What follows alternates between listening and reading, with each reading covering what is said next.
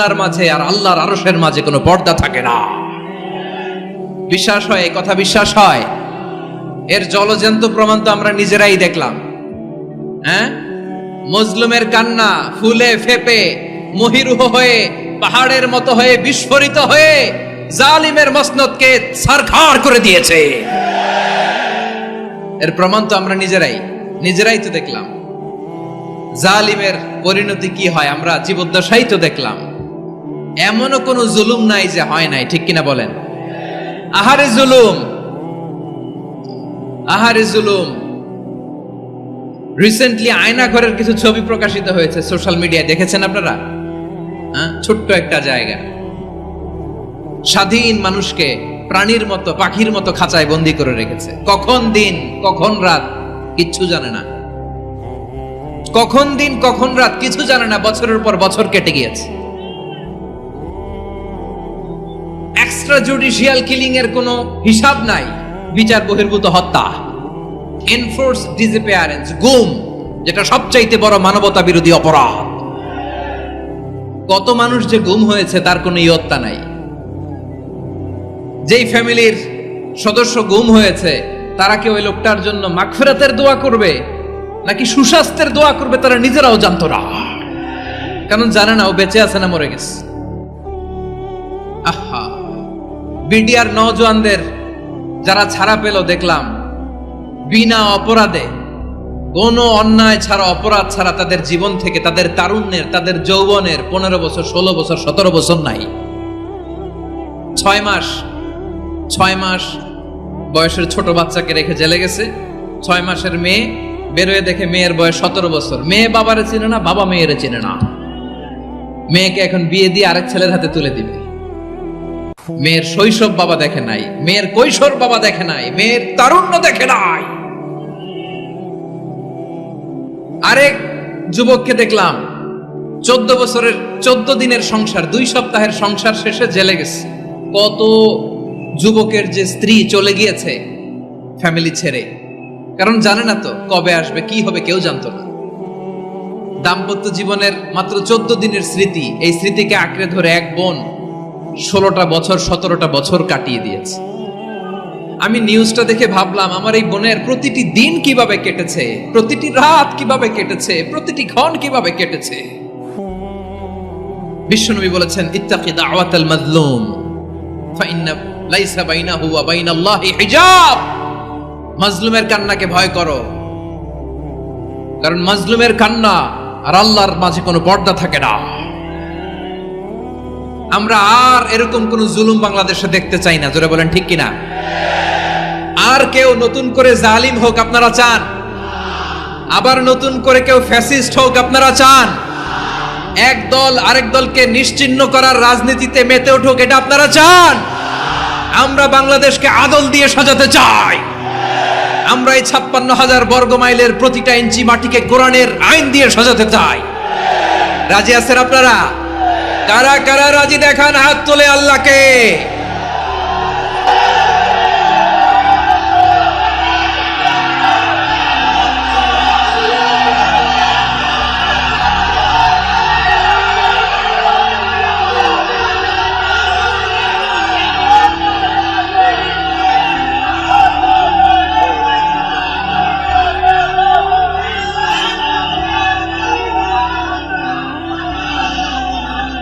বসুন আমার প্রিয় বীর চট্টলার তৌহিদি মুসলমান, আমরা আর নতুন করে কেউ জালিম হোক এটা চাই না।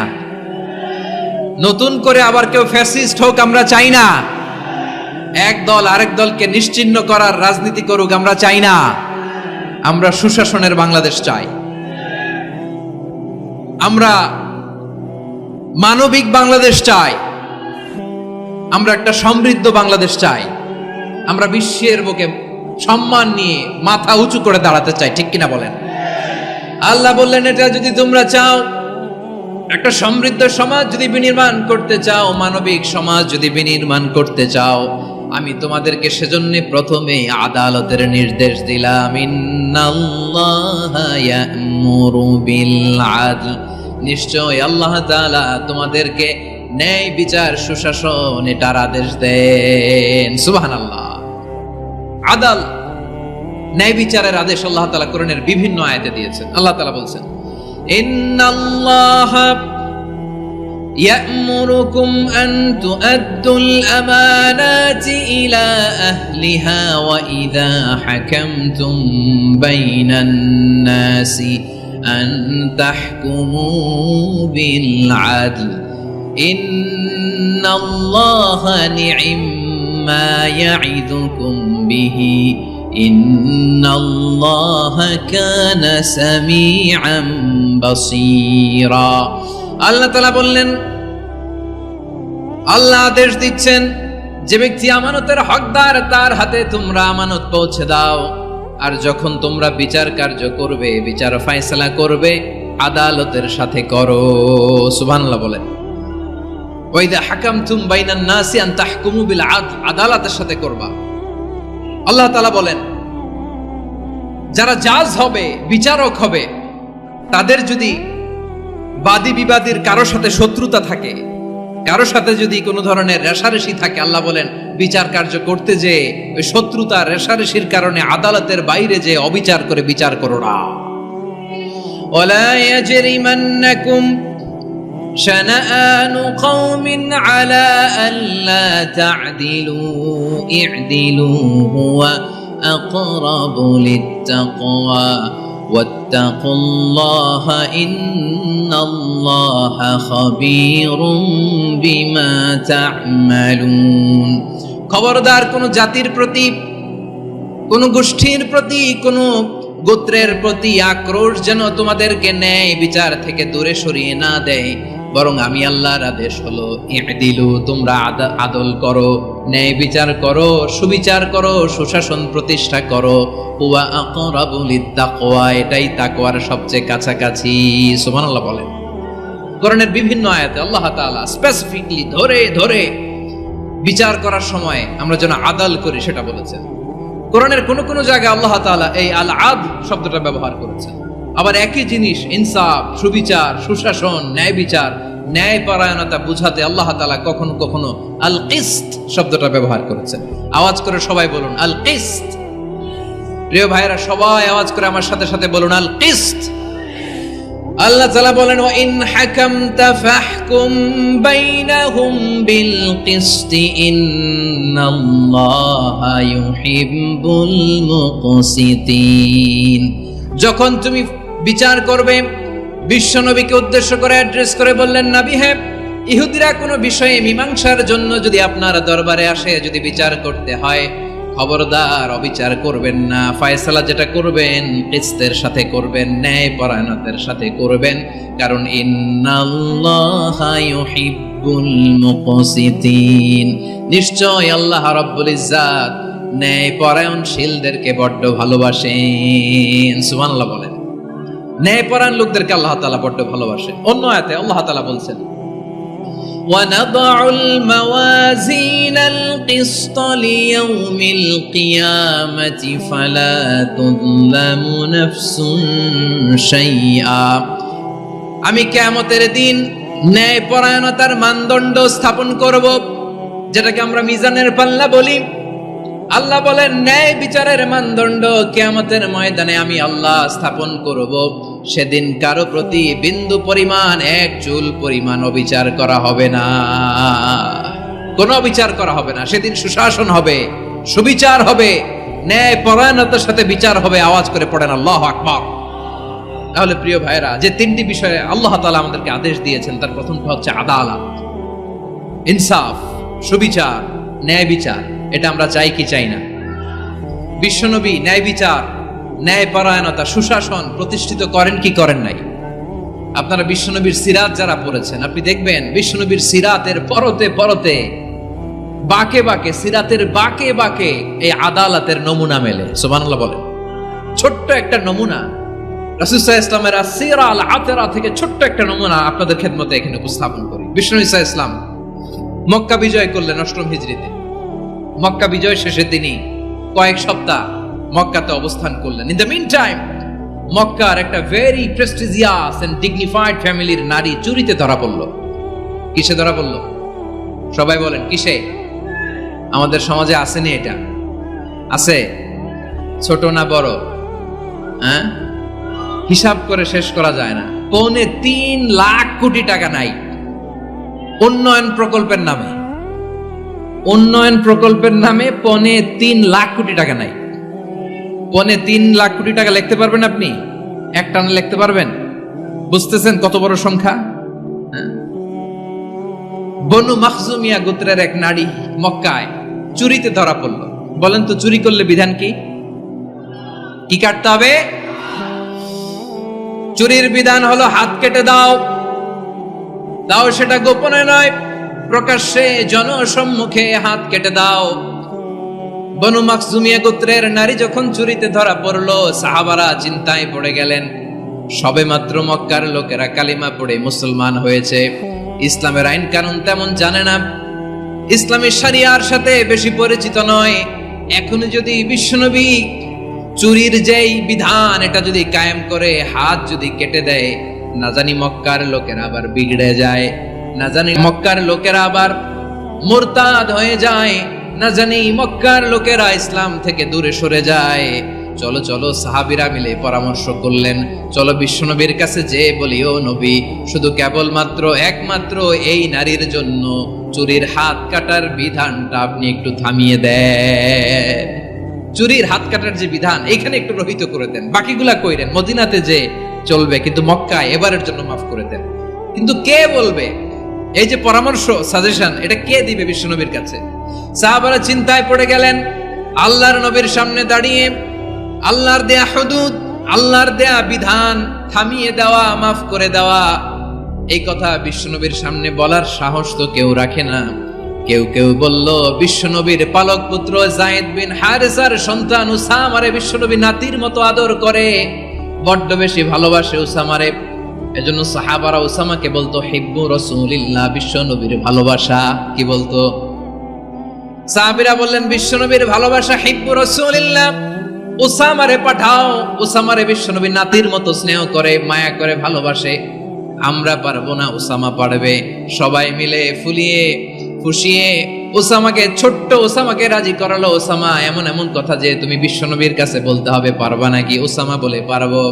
সাইয়েদনা উসামা রাদিয়াল্লাহু তাআলা আনহু তরুণ সাহাবী বিশ্বনবীর কাছে গেলেন, যে বললেন, নবী, বনু মাখজুমিয়া গোত্রের এক নারী চুরিতে ধরা পড়েছে, এবারের জন্য কি এই মহিলাটারে মাফ করে দিলে হয় না?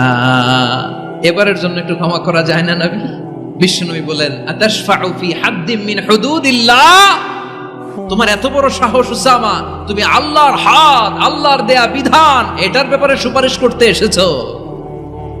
তোমরা কি জানো তোমাদের আগে যত কওম, যত গোত্র, যত জনপদ ধ্বংস হয়েছে তার কারণ ছিল তাদের মধ্যে গরিবরা অন্যায় করলে তারা বিচার করত, আর ধনীরা অন্যায় করলে তারা মাফ করে দিত। খবরদার! ওয়া আইমুল্লাহ লাউ আন্না ফাতিমাতা বিনতি মুহাম্মাদিন সারাকাত লাকাতা মুহাম্মাদুন ইয়াদাহা। বিশ্বনবী বললেন, ওরে উসামা, বানু মাখজুমিয়ার ওই প্রেস্টিজিয়াস এন্ড ডিগনিফাইড ফ্যামিলির মেয়ে তো দূর কি বাত, অনেক দূরের কথা।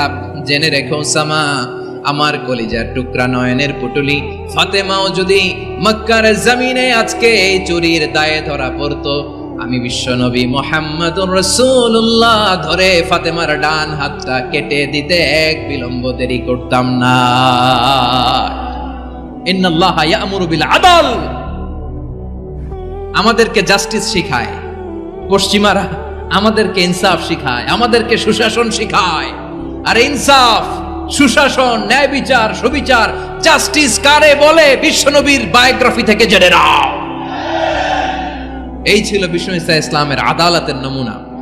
আপনি যদি সাইয়েদনা ওমরে ফারুকের জীবনের দিকে তাকান, এমন কঠোর, এমন বীর সেনানী ছিলেন। সাইয়েদনা ওমরে ফারুক যদি রাস্তার এই মাথা দিয়ে হাঁটা শুরু করতেন, শয়তান ওমরে ফারুককে দেখলে ওই রাস্তা রেখে দিয়ে অন্য রাস্তা দিয়ে হাঁটতো। সুবহানাল্লাহ। ওমরে ফারুক রাদিয়াল্লাহু তাআলা কি পার্সোনালিটি ছিল, কি পার্সোনালিটি! আমাদের এলাকায় ছোট বাচ্চারা রাতে ভাত খেতে চায় না, আমার মেয়েটাও খেতে চায় না। এই এটা দিব, ওইটা দিব, আজকে মাহফিলে আসার সময় বলে দিছে লিস্ট করে এটা এটা আনতে হবে। তো ছোট্ট বাচ্চাদের অনেক বায়না থাকে, ওরা রাতে খেতে চায় না। তো মায়েরা বিভিন্ন ভয় দেখায়, এই বাঘ আসবে, বাঘ আসবে খাও, এই ভূত আসবে, ভূত আসবে খাও। আপনারা কি বলেন চট্টগ্রামে? কি আসবে? হ্যাঁ, ভূত। ভূত ভূত আসবে, বাঘ আসবে, খাও খাও খাও, তাড়াতাড়ি খাও। তো বাচ্চারা এগুলো শুনে ভয়ে খেতে শুরু করে। মদিনার জমিনেও একই ঘটনা ঘটতো। মদিনার ছোট্ট ছোট্ট সোনামণিরা খেতে চাইতো না, তো মায়েরা বলতো, হা হুয়া ইয়াতি উমর, হা হুয়া ইয়াতি উমর, ওই যে ওমর আসতেছে, ওমর। ওমরে ফারুকের কথা শুনলে বাচ্চারা একেবারে ঠান্ডা। সুবহানাল্লাহ পড়বেন না? প্রভু তুমি বলেছ রাসূল দেবে না, বলনি দেবে না ওমর, বলনি দেবে না হামজা তারিক, খালিদ বিজয় সমর। প্রভু তুমি বলেছ রাসূল দেবে না, বলনি দেবে না ওমর, বলনি দেবে না হামজা তারিক, খালিদ বিজয় সমর। প্রভু তুমি বলেছ রাসূল দেবে না। আল্লাহু আকবার। ওমর ফারুক রাদিয়াল্লাহু তাআলা আনহু, ওনার কথা শুনলে গায়ের মধ্যে গুজবাম হয়, গায়ের পশমগুলো দাঁড়িয়ে যায়। সুবহানাল্লাহ বলেন। কি পার্সোনালিটি ছিল, কি ব্যক্তিত্ব ছিল। মুনাফিকরা ওমর ফারুককে জমের মতো ভয় পেত। শয়তান, খুদ শয়তান, শয়তান অন্য রাস্তা দিয়ে হাঁটতো। ওমর ফারুক রাদিয়াল্লাহু তাআলা আনহুর জীবনে যদি দেখেন, তাহলে সেখানে আপনি আদালতের, ইনসাফের, সুশাসনের, জাস্টিসের নমুনা দেখতে পাবেন। কয়টা শুনবেন? সাইয়েদনা ওমর ফারুকের রাদিয়াল্লাহু তাআলা আনহুর সন্তান আব্দুর রহমান মিশরে মদ খেয়ে মদ্যপ অবস্থায় ধরা পড়েছে। মদ খাওয়ার কারণে, মদ যদি কেউ পান করে আর যদি প্রমাণিত হয়, তার বিচার হলো 80 বেত। আওয়াজ করে বলেন কয় বেত? বাংলাদেশেও তো এই আইন আছে নাকি? বাংলাদেশে আছে? হ্যাঁ, মদ খাইলে 80 বেত, এই আইন বাংলাদেশে চালু হোক। আমরা চাই কি চাই না? চাই সবাই। এজন্যই তো ইসলাম ভাল লাগে না।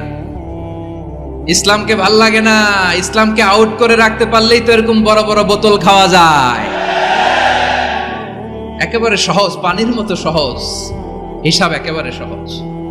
ওমর ফারুক রাদিয়াল্লাহু তাআলা আনহুর ছেলে ভুল করে মদ পান করে ফেলেছিলেন। আব্দুর রহমান, ঘটনা ঘটেছে মিশরে। মিশরের গভর্নর তখন আমর ইবনুল আস রাদিয়াল্লাহু তাআলা আনহু।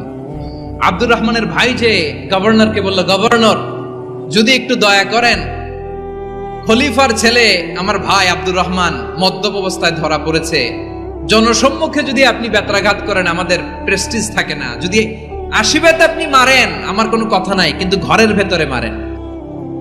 আব্দুর রহমানের ভাইয়ের সুপারিশ শুনে সাইয়েদনা আমর ইবনুল আস রাদিয়াল্লাহু তাআলা আনহু রাজি হয়ে গেলেন। ঘরের ভেতরে লোকচক্ষুর আড়ালে 80 বেত তিনি মানলেন।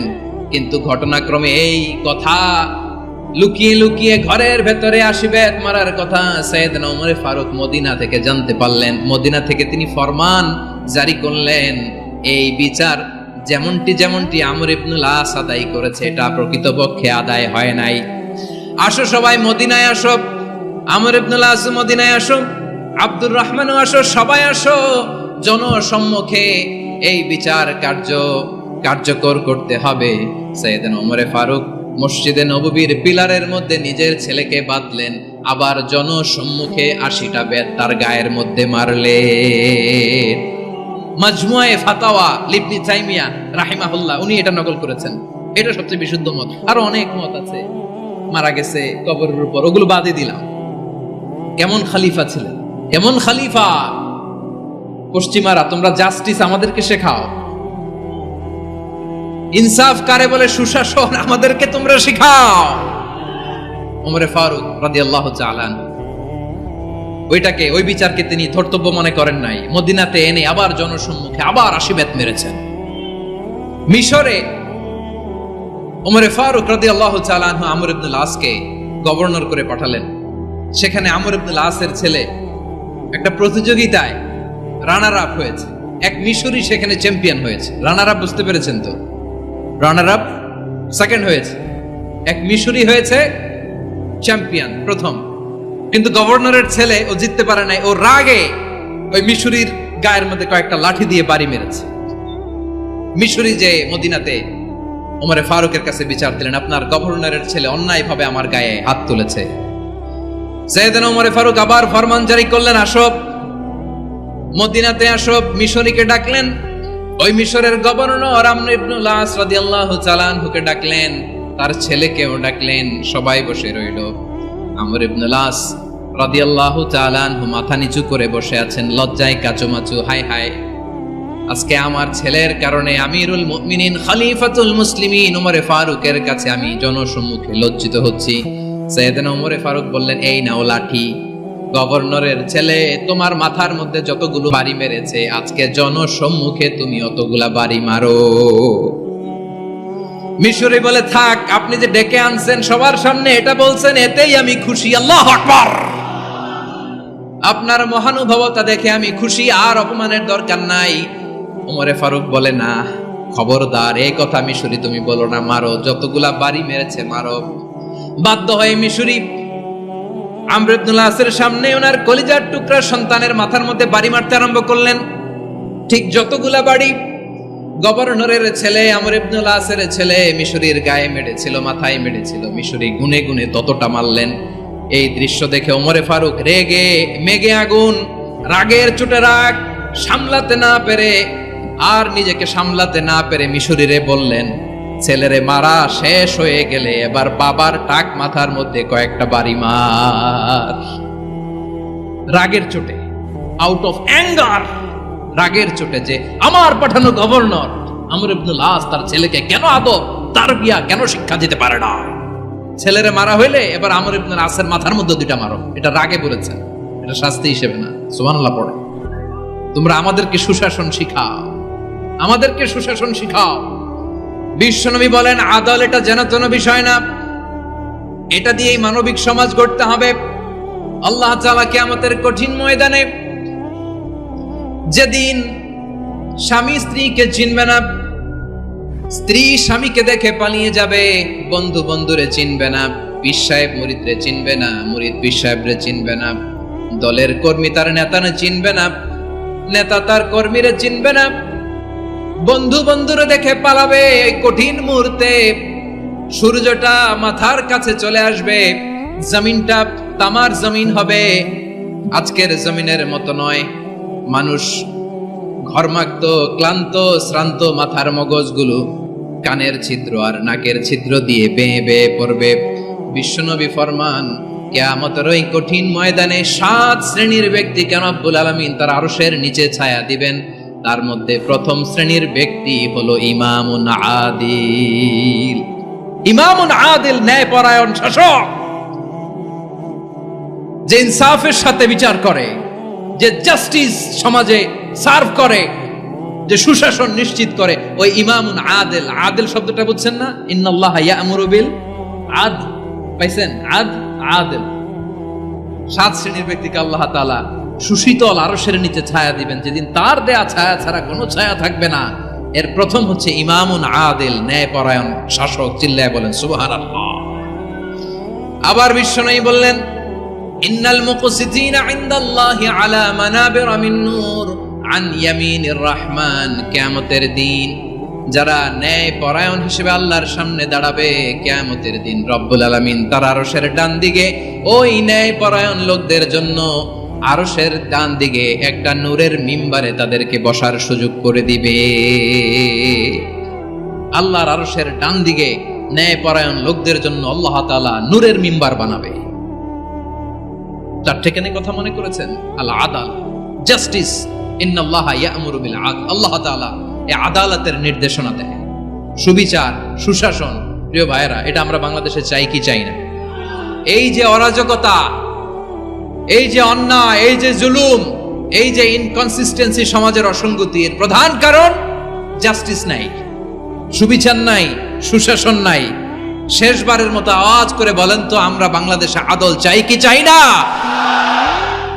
তাহলে প্রথম নির্দেশনা শেষ। আল্লাহ তাআলা তোমাদেরকে আদলের আদেশ দেন। এরপরে আল্লাহ বললেন, আমি তোমাদেরকে ইহসানের আদেশ দেই। ইন্নাল্লাহা ইয়া'মুরু বিল আদলি ওয়াল ইহসান। আমি তোমাদেরকে যেমনি আদলের নির্দেশনা দেই, তেমনি ভাবে তোমাদেরকে ইহসানের নির্দেশনা দেই। ইহসান, আওয়াজ করে সবাই বলেন তো ইহসান। সবাই বলেননি, সবাই বললে এতটুকু আওয়াজ হবে আমি বিশ্বাস করি না। আওয়াজ করে বলুন আল ইহসান। ইহসান মানে কারো প্রতি সফট হার্টেড হওয়া, মহানুভব হওয়া, অনুগ্রহ পরায়ণ হওয়া, অনুগ্রহশীল হওয়া, একে অপরের প্রতি দয়াদ্র হওয়া। একে অপরের প্রতি দয়াদ্র অনুগ্রহশীল হওয়া ছাড়া মানবিক সমাজ কঠিনকালেও গঠন করা সম্ভব না। প্রিয় ভাইয়েরা, সুন্দর আচরণ দিয়ে, ইহসান দিয়ে যা জয় করা যায়, নরম আচরণ দিয়ে যেটা অর্জন করা যায়, কঠোরতা দিয়ে সেটা পারা যায় না। বিষ্ণু ঈসা ইসলাম ইহসান দিয়ে, কোমল আচরণ দিয়ে, তার অনুগ্রহ দিয়ে তিনি অনেক কাফিরের হৃদয়কে জয় করে ফেলেছেন। সাইয়েদনা সুমামা ইবনে উসাল রাদিয়াল্লাহু তাআলা আনহুর কথা মনে পড়ে যায়। তিনি ছিলেন ইয়ামামার বাদশা। মদিনাতে বিশ্বনবীকে হত্যা করার নিয়তে এসেছিলেন। গোপনে গোপনে বিশ্বনবীকে হত্যা করে আবার ইয়ামামাতে তিনি ফিরে যাবেন। কিন্তু কি অবাক করা কাণ্ড, হত্যা করতে পারে নাই, সাহাবাদের হাতে তিনি ধরা পড়ে গেলেন। সাইয়েদনা সুমামা ইবনে উসাল রাদিয়াল্লাহু তাআলা আনহু হত্যার নিয়তে আসলেন, কিন্তু হত্যা করতে পারলেন না। সাহাবারা ওনাকে ধরে ফেললেন, ধরে মসজিদে নববীর পিলারের মধ্যে বেঁধে রাখলেন। সুমামা ইবনে উসাল, সিরাত থেকে শুনি, সিরাত থেকে শোনাচ্ছি রাদিয়াল্লাহু তাআলা আনহু ইয়ামামার অধিপতি ছিলেন। ইয়ামামা বিশ্বনবীকে হত্যার জন্য আসছেন, ধরা পড়ে গেছেন, এখন মসজিদে নববীতে বেঁধে রাখছেন, তার মানে বন্দী। এখন স্ট্যাটাস কি? বন্দী, ক্যাপটিভ। বিষ্ণু ঈসা ইসলাম সাহাবাদেরকে বললেন তার খোঁজ খবর নিও, সুমামা ইবনে উসালের খোঁজ খবর নিও। সাহাবারা বলেন ইয়া রাসূলুল্লাহ, আপনাকে হত্যা করতে এসেছে, তার তো কঠিন ক্যাপিটাল পানিশমেন্ট হওয়া দরকার, কঠিন শাস্তি হওয়া দরকার। বিশ্বনবী বললেন না, আমি যেটা জানি তোমরা সেটা জানো না, তোমরা সুমামার সাথে ভালো আচরণ করো। বিশ্বনবী সুমামার কাছে গেলেন। প্রথম দিন যে তিনি কালেমার দাওয়াত দিলেন, ঈমানের দাওয়াত দিলেন, ইসলামের দাওয়াত দিলেন, রিসালাতের দাওয়াত দিলেন, আখিরাতের দাওয়াত দিলেন। পরের দিন যে বিশ্বনবী সালাতের দাওয়াত দিলেন, যাকাতের দাওয়াত দিলেন, ইসলাম কি, কিভাবে, কেমন করে পালন করতে হয় চমৎকার আর্টিকুলেট করতে শুরু করলেন। তন্ময় হয়ে সুমামা ইবনে উসাল রাদিয়াল্লাহু তাআলা আনহু বিশ্বনবীর কথাগুলো শুনতে আরম্ভ করলো। একদিন নয়, দুই দিন নয়, টানা 3 দিন বিশ্বনবী সুমামার কাছে ইসলামকে প্রেজেন্ট করেছেন, উপস্থাপন করেছেন। আওয়াজ করে বলেন কয়দিন? 3 দিন। 3 দিন মসজিদে নববীতে বাঁধা। আর সাহাবীদেরকে বললেন তার খোঁজ খবর নিও, তোমরা যে রুটি বানাও এর মধ্যে সবচেয়ে ভালো আটার রুটিটা তারে দিও, সবচেয়ে রিফাইন্ড খেজুর, যেটা পিওর খেজুর, এটা তারে দিও। আর বিশ্বনবী নিজের উট থেকে দুধ দহন করে ওনার বাড়ির এক কর্মচারীকে বলেছেন দুধ দহন করে সুমামার জন্য নিয়ে যেও। সুবহানাল্লাহ পড়বেন না? সবাই তো অবাক, ইয়ামামা থেকে আসছে নবীকে হত্যা করতে, বিশ্বনবী দেখে তারে জামাই আদর করে, তাকে মজার মজার খাবার দিও, দুধ দিও, আদর আপ্যায়ন করো।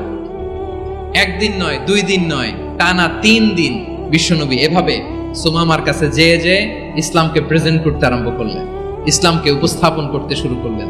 আর তাকে চমৎকার এন্টারটেইনমেন্ট, আপ্যায়ন দিতে আরম্ভ করলেন। টানা 3 দিন যখন ইসলামের দ্য বিউটিজ অফ ইসলাম, ইসলামের সুমহান বাণী, সৌন্দর্য তার কাছে উপস্থাপন শেষে বিশ্বনবী বললেন সাহাবাদেরকে, যাও এবার সুমামার হাতের পায়ের রশি দুটো খুলে দাও। সাহাবারা বললেন ইয়া রাসূলুল্লাহ, কি বলেন আপনি? ও তো হত্যাকারী, সুযোগ পায় নাই, আপনারে মারতে পারে নাই, ছেড়ে দিলে আবার ও আপনার উপর তলোয়ার নিয়ে ঝাঁপিয়ে পড়বে। নবী, এই সিদ্ধান্ত আপনি নিতে যাবেন না। বিশ্বনবী বললেন যেটা বলেছি সেটা করো, সুমামার রশিগুলো ছেড়ে দাও, সুমামার হাতে পায়ের রশিগুলো যে তোমরা খুলে দাও। সাহাবারা তর্ক জুড়ে দিলেন, লা ইয়া রাসূলুল্লাহ, এমনটা করবেন না, তো ভয়ঙ্কর ভয়ঙ্কর খুনি, কি জানি কি হয়ে যায়। বিশ্বনবী বললেন না, তার হাতে পায়ের রশিগুলো খুলে দাও। সাহাবারা বিশ্বনবীর কথা মতো তার হাতে পায়ের রশিগুলো খুলে দিল। সুমামা মুহূর্তের মধ্যে মসজিদে নববী থেকে বের হয়ে ইয়ামামায় ফিরে না যে মসজিদে নববীর পাশে একটা খেজুর বাগান ছিল সেখানে চলে গেলেন। সেখানে একটা ছোট্ট কুয়া ছিল, কুয়ার পানি দিয়ে তিনি গোসল করলেন। সুবহানাল্লাহ পড়েন।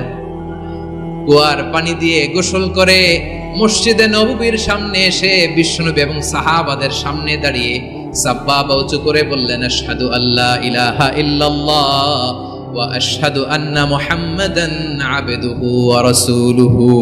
আল্লাহু আকবার। আমি সাক্ষ্য দিচ্ছি আল্লাহ ছাড়া কোনো ইলাহ নাই, আর মুহাম্মদ আল্লাহ তাআলার প্রেরিত বান্দা এবং রাসূল। প্রিয় ভাইয়েরা, ইহসান দিয়ে যা জয় করা যায়, কঠোরতা দিয়ে সেটা কঠিনকালেও জয় করা যায় না। আওয়াজ করে বলেন ঠিক কি না?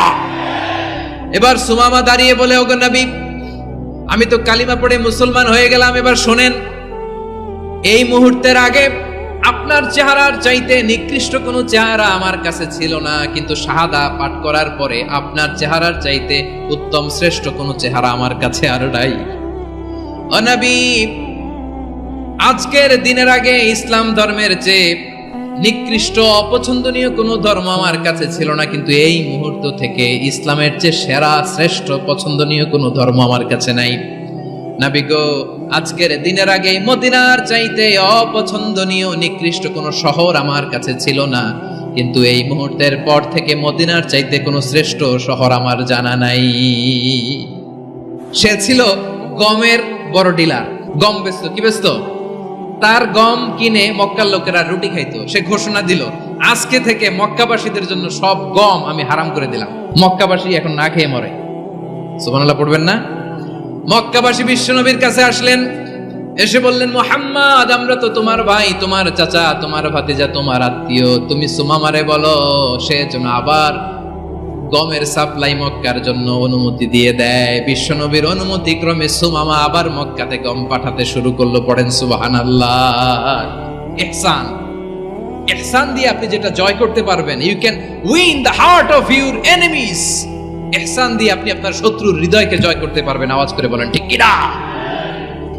এজন্য আল্লাহ বললেন, ওয়া আনফিকু ফি সাবিলিল্লাহি ওয়া লা তুলকু বিআইদিকুম ইলাত তাহলুকা ওয়া আহসিনু ইন্নাল্লাহা ইউহিব্বুল মুহসিনিন।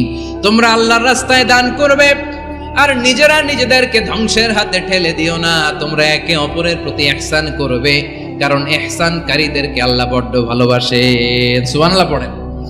আবার সূরা রহমানে আল্লাহ বললেন, হাল জাযাউল ইহসানি ইল্লাল ইহসান ফাবিআইয়ি আলা, সবাই পড়েন, ফাবিআইয়ি আলাই রাব্বিকুমা তুকাযযিবান। ইহসানের প্রতিদান হিসেবে ইহসানি হয়।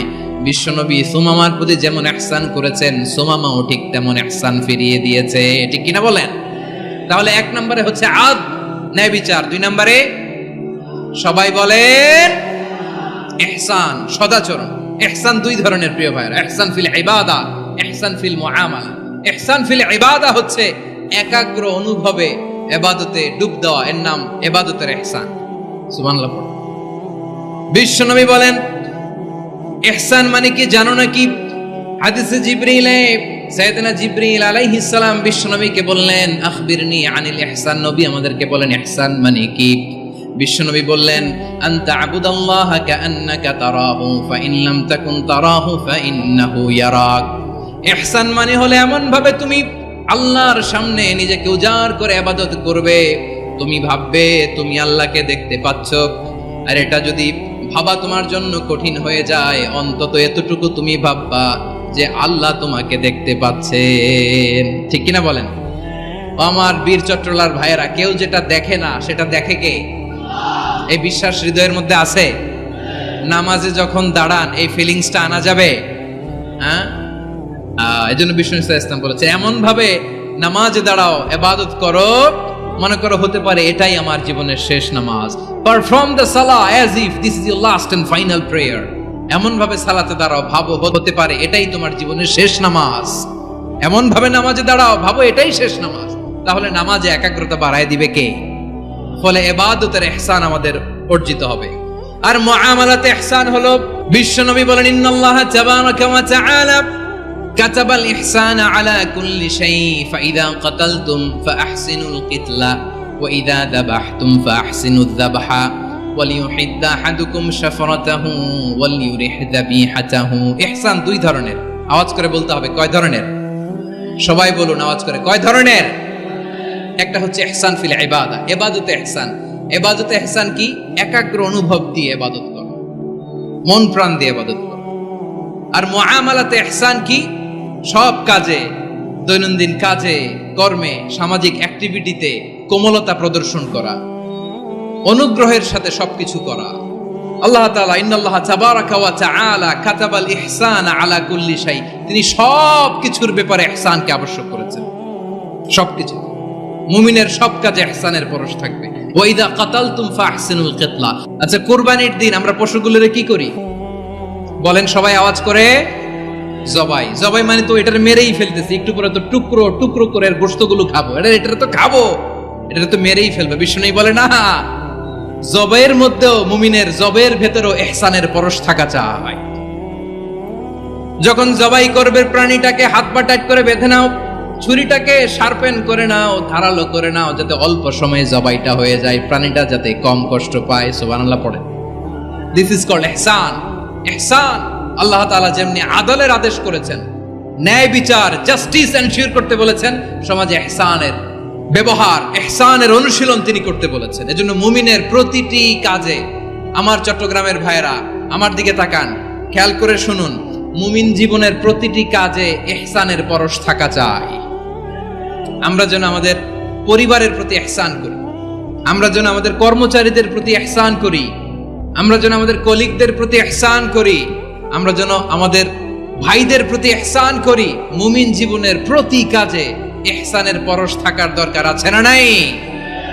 কথা বুঝতে পেরেছেন? তাহলে আল্লাহ তাআলার তিনটা আদেশ ছিল, কয়টা গেল? ভুলে গেছে, ভুলে গেছে চট্টগ্রাম। তিনটা আদেশের মধ্যে কয়টা বললাম? প্রথমে কি ছিল? আদল। 2 নম্বরে, 3 নম্বরে রব্বুল আলামিন বললেন ওয়া ইতাইদিল কুরবা, নিকটাত্মীয়দেরকে দান করো। নিকট আত্মীয়দেরকে দাও, যারা তোমাদের ব্লাড কানেকশনের আত্মীয় তাদেরকে তোমরা দাও।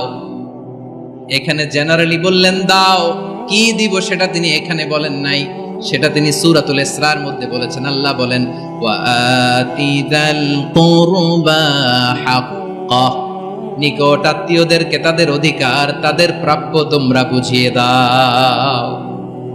দেখেন, একটা শান্তির সমাজ, একটা সমৃদ্ধ সমাজ, একটা মানবিক সমাজ গঠনের জন্য আল্লাহ তাআলা বেশি না, মাত্র 3টা অর্ডার, 3টা ভার্ডিক্ট তিনি জারি করেছেন। 1 নাম্বার সুশাসন, ন্যায় বিচার। 2 নাম্বার ইহসান। 3 নাম্বার নিকটাত্মীয়, যারা কাছের, তোমার ভেরি ক্লোজ রিলেশনশিপে আছে, তাদেরকে দাও। দাও, দিলে বাড়িয়ে দেয় কে? অনেকে দিতে চায় না, কৃপণতা করে। দিলে বাড়ায় দেয় কে? ও মিয়া, মদিনার মধ্যে সবচাইতে গরিব সাহাবী ছিল বেলাল রাদিয়াল্লাহু তাআলা আনহু। ওনার এন্টায়ার অ্যাসেট, সম্পদের পরিমাণ কতদূর জানেন? একটা লুঙ্গি। বেলাল রাদিয়াল্লাহু তাআলা আনহু, ওনার টোটাল ওয়েলথের এস্টিমেশন হচ্ছে মাত্র একটা লুঙ্গি। একটা লুঙ্গি, টোটাল ওয়েলথ এস্টিমেশন, টোটাল সম্পদের পরি বেলাল রাদিয়াল্লাহু তাআলা আনহুর কি ছিল? কথা বোঝে নাই বোধহয়, কি ছিল? ওই বেলাল রাদিয়াল্লাহু তাআলা আনহুকে বিষ্ণু ইসলাম বলেছেন, আনফিক ইয়া বেলাল, ও বেলাল তুমিও দাও। ওয়ালা তাখশা মিন যিল আরশি ইখলালা, আরশের অধিপতির তো কোনো ঘাটতি নাই, তুমি দিলে ওই আল্লাহ তোমারে বাড়ায় দিবে। এজন্য আমার প্রিয় ভাইয়েরা, দিলে কমে না, দিলে বাড়ে। অনেকে ধরে রাখে, নতুন কিছু নিতে পারে না, হাত দিয়ে যেটা ধরে রেখেছেন এটা দিয়ে দেন, বড় একটা ধরার সুযোগ পাবেন। জোরে বলেন ঠিক কিনা? ধরেন 5 কেজি ওজনের একটা ধরে রাখছেন, এখন 10, এটা না ছাড়লে 10 কেজি ধরতে পারবেন আপনি? আচ্ছা, 10 কেজির জিনিস একটা আছে হাতে, ওইটা যদি ছেড়ে দেন তাহলে না 15 কেজি ধরতে পারবেন। কথা বলেন ঠিক কিনা? তাহলে দিলে বাড়িয়ে দেয় কে? রব্বুল আলামিন বললেন 3 নাম্বার আদেশ হলো তোমাদের প্রতি সমাজটারে কেমন করে মানবিক সমাজ, সুন্দর সমাজ গড়বা। 3 নাম্বার আদেশ হলো ওয়া আতিদাল কুরবা হাক্কা, নিকটাত্মীয়দেরকে তাদের প্রাপ্য বুঝিয়ে দাও। এই নিকটাত্মীয়দেরকে তাদের অধিকার বুঝিয়ে দেওয়া, প্রাপ্য বুঝিয়ে দেওয়াতে আমাদের গাফলতি আছে না নাই? চট্টগ্রামে নাই? মাশাআল্লাহ আছে, আছে। অনেকে দেখবেন অনেক আল্লাহওয়ালা, তাহাজ্জুদ গুজার, সেজদা দিতে দিতে কপালে কালো দাগ ফেলে দিছে, সে তার বোনের হকটা আদায় করে নাই। আছে না নাই? হ্যাঁ, এখানেও আছে। সর্বনাশ। অনেক বড় হাজী সাহেব, বিশাল লম্বা দাড়ি, ছেলেরে সব দিয়ে দিছে, মেয়েরে কিছু দেয় নাই, মেয়ের হক আদায় করে নাই। আছে না নাই? এই হাজী সাহেবেরা এই আল্লাহওয়ালারা কিয়ামতের ময়দানে আটকে যাবে। আপনি অন্যের অধিকার নষ্ট করেছেন, তাদের রাইটস কে ভায়োলেট করেছেন। এজন্য আল্লাহ তাআলা বলেন, কারো অধিকার যদি কেউ নষ্ট করে, ওই সমাজটা মানবিক সমাজ কঠিনকালেও হতে পারে না। এজন্য 3 নম্বর আল্লাহ বললেন, ওয়া ইতা ইদিল কুরবা, নিকটাত্মীয়দেরকে দাও। কি দিবা? তাদের অধিকার দিয়ে দাও। বোনের অধিকার বুঝিয়ে দাও, মেয়ের অধিকার বুঝিয়ে দাও, ফুফুর অধিকার বুঝিয়ে দাও। দেখবেন অনেক মায়েরা ছেলের পাতে মুরগির রান দেয়, মেয়ের পাতে দেয় মুরগির ঠ্যাং। এরকম আছে না নাই? ছেলেরা কি দেয়? মুরগির। মেয়ের পাতে কি দেয়? তো মেয়ের কি মুরগির রান খেতে মনে চায় না? মনে চায় না? এমনটা করা যাবে না। নিকটাত্মীয়দেরকে অধিকার দিয়ে দাও, নিকটাত্মীয়ের সাথে সুসম্পর্ক রাখো। আদেশটা কার? এজন্য প্রিয় ভাইয়েরা, জীবনে যদি বারাকা অর্জন করতে চান, নিকটাত্মীয়দের সাথে সুসম্পর্ক রাখতে হবে, তাদের জন্য উপহার পাঠাতে হবে। বিশ্বনবী বলেন, লা ইয়াদখুলুল জান্নাতা কাতে, যে ব্যক্তি আত্মীয়তার সম্পর্ককে ছিন্ন করে দেয়, সে কঠিনকালেও আল্লাহর জান্নাতে ঢুকবে না। আপনি কি এটারে সহজ হাদিস মনে করছেন? এটা সহজ কথা? আপনি ভাবছেন আপনার নামাজ আপনারে বাঁচাতে পারবে? আপনার রোজা বাঁচাতে পারবে? আপনার তাহাজ্জুদ আপনারে বাঁচাতে পারবে? অধিকার নষ্ট করলে কিছুই আপনারে বাঁচাতে পারবে। এজন্য নিকট আত্মীয়দেরকে দিতে হবে বেশি বেশি। বিশ্বনবী বলেন, ইন্না সাদাকাতা আলাল মিসকিনি সাদাকা ওয়া আলা যির রাহিমি ইসনাতান সাদাকাতুন ওয়া সিলা। মিসকিনরে দান করলে শুধু দানের সওয়াব হয়, নিকট আত্মীয়কে দান করলে দুইটার সওয়াব হয়। সাদাকার সওয়াব হয়, আবার আত্মীয়তার বন্ধন অটুট রাখার সওয়াব হয়ে যায়। আবার বিশ্বনবী বললেন, মান সাররাহু আইয়ুবসাতা লাহু ফি রিজকিহি ওয়া ইউনসালাহু ফি আসারিহি ফালইয়াসিল রাহিমা। যে ব্যক্তি তার রিজিকের প্রশস্ততা চায় আর হায়াতে বরকত চায়, সে যেন তার আত্মীয়ের সাথে সুসম্পর্ক রাখে। আমার প্রিয় চট্টলার ভাইয়েরা, আমাদের রিজিক বাড়ুক, এটা আমরা চাই কি চাই না? সবাই চান? হ্যাঁ, আমাদের রিজিকে প্রশস্ততা আসুক, চাই কি চাই না? আমাদের হায়াতে বরকত আসুক, আমরা চাই কি চাই না? এই দুইটা যদি চান, তাহলে নিকটাত্মীয়দের সাথে সুসম্পর্ক রাখবেন। পারবেন? তাহলে সমাজটারে মানবিক সমাজ বানায় দিবে কে? 3টা আদেশ চলে গেল। কয়টা? আওয়াজ করে বলেন। 1 নম্বরে কি ছিল? 2 নম্বরে, 3 নম্বরে নিকটাত্মীয়দেরকে দান। আমার প্রিয় ভাইয়েরা, আল্লাহ তাআলা 3টা জিনিসের যেমনি আদেশ করেছেন, অনুরূপভাবে 3টা বিষয় তিনি বারণ করেছেন, নিষেধ করেছেন। ওগুলোর কাছেও যাওয়া যাবে। শুনবেন। রাব্বুল আলামিন বলেন, ওয়ায়ানহা আনিল ফাহশাই ওয়াল মুনকারি ওয়াল বাগি। আমি যেমনি 3টি বিষয়ে আদেশ করলাম, অনুরূপভাবে 3টি বিষয়ে বারণ করলাম, নিষেধ করলাম। আমার 1 নাম্বার নিষেধাজ্ঞা হলো অশ্লীলতার প্রতি। ফাহশা, ওয়ায়ানহা আনিল ফাহশা, আল্লাহ তাআলা অশ্লীলতাকে নিষেধ করেছেন। কোন জিনিসকে? সবাই বলুন, কোন জিনিসকে? যত ধরনের, যত টাইপের, যত ক্যাটাগরির অশ্লীলতা হতে পারে, সব অশ্লীলতাকে হারাম করেছেন কে? ফাহশা মানে কি? কথায়, কাজে, আচরণে, কমেন্ট, ফেসবুকের কমেন্টসে যত ধরনের নোংরামো আছে, যত ধরনের অশ্লীলতা আছে, এটাকে আরবিতে বলে ফাহশা। এটাকে কি বলে? রাব্বুল আলামিন বলেন, কুল ইন্নামা حرم ربي الفواحش ما ظهر منها وما بطن। ও নবী, আপনি বলে দেন, আমার রব প্রকাশ্য অপ্রকাশ্য, স্পষ্ট কিংবা অস্পষ্ট, দৃশ্যমান কিংবা অদৃশ্যমান সব অশ্লীলতাকে হারাম করেছেন। সব ধরনের অশ্লীলতা হারাম, সব ধরনের। আল্লাহ তাআলা আমাদেরকে অশ্লীলতা থেকে বাঁচান, অশ্লীলতা থেকে তিনি আমাদেরকে হেফাজত করুক। পড়েন আমিন। এবার বলেন, আমাদের সমাজে অশ্লীলতা আছে না নাই? চট্টগ্রামে নাই? আমি কই নাই, ওনারা বলে আছে। দেখছেন, আমি সামহাও বাঁচায় দেওয়ার ট্রাই করতেছি, ওনারা বলে আছে।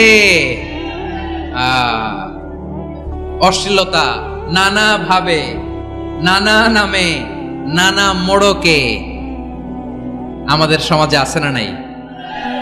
সংস্কৃতির নামে, ফ্যাশনের নামে, বিনোদনের নামে উপন্যাসের নামে, কনসার্টের নামে অশ্লীলতা আছে না নাই?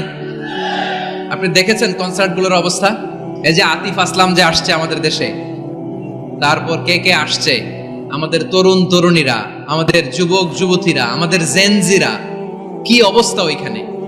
হ্যাঁ, কি অবস্থা? কে বাঁচাবে ওদের? কে রক্ষা করবে ওদের ইমানের, ওদের চরিত্রের হেফাজতের গ্যারান্টি কে দিবে? কনসার্টের নামে অশ্লীলতা আছে না নাই? ছেলে মেয়ে একে অপরকে জড়ায় ধরতেছে, একে অপরকে চুমো খাচ্ছে প্রকাশ্যে, দিবালোকে, গণমানুষের সামনে। আল্লাহ তাআলা এই অশ্লীলতা থেকে আমাদেরকে বেঁচে থাকতে বলেছেন, বেঁচে থাকতে বলেছেন। রূপালী জগতের নামে অশ্লীলতা আছে না নাই? এই টার্মটা আপনারা জানেন না? রূপালী জগৎ কি জগৎ?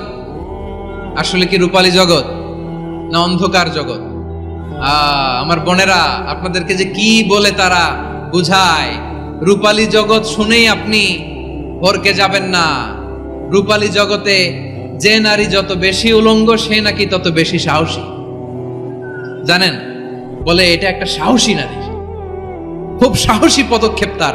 যত বেশি শরীর থেকে কাপড় নামাতে পারবে, যত বেশি বস্ত্রহীন হয়ে নিজেকে প্রেজেন্ট করতে পারবে, সে নাকি তত বেশি সাহসী। আমার চট্টলার ভাইয়েরা, শয়তানের প্রথমে এজেন্ডা ছিল বনি আদমকে বস্ত্রহীন করা। সে আদম এবং হাওয়া আলাইহিস সালামকে নিষিদ্ধ গাছের ফল খাইয়ে তাদেরকে বস্ত্রহীন করেছে। এই জামিনেও সে আমাদেরকে বস্ত্রহীন করতে চাইবে। এই রূপালী জগতের নামে তারা এটা করে। আমার প্রিয় বোনেরা, আপনি জানেন না আপনার দাম কত। ওরা আপনাদেরকে বিজ্ঞাপনের সস্তা পণ্য বানাতে চায়।